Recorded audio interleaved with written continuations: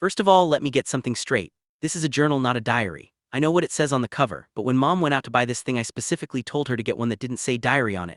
Great. All I need is for some jerk to catch me carrying this book around and get the wrong idea. Sissy, the other thing I want to clear up right away is that this was Mom's idea, not mine. But if she thinks I'm going to write down my feelings in here or whatever, she's crazy.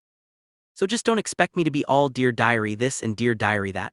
The only reason I agreed to do this at all is because I figure later on when I'm rich and famous I'll have better things to do than answer people's stupid questions all day long. So this book is gonna come in handy. Gregory, tell us about your childhood. Were you always so smart and handsome? Here's my journal. Now shoo.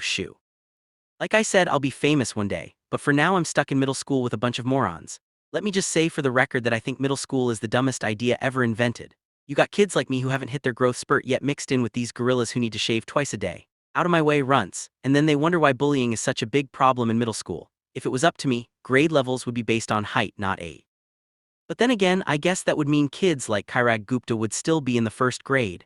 Today is the first day of school and right now we're just waiting around for the teacher to hurry up and finish the seating chart. So I figured I might as well write in this book to pass the time. By the way, let me give you some good advice. On the first day of school, you got to be real careful where you sit.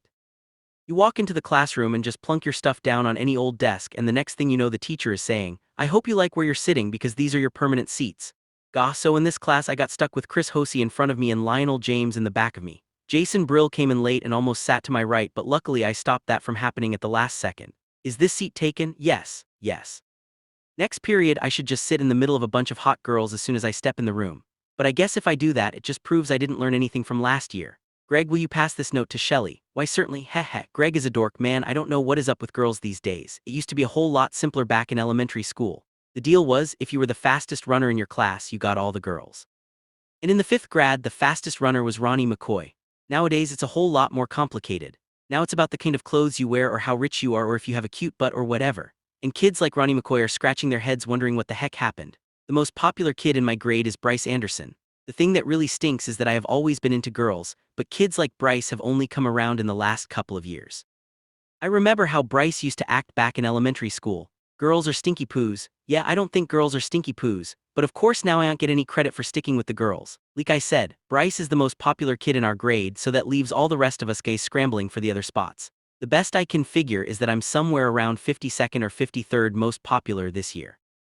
But the good news is that I'm about to move up one spot because Charlie Davies is above me, and he's getting his braces next week. I try to explain all this popularity stuff to my friend Rolly, who is probably hovering right around the 150 mark by the way, but I think it just goes in one ear and out the other with him.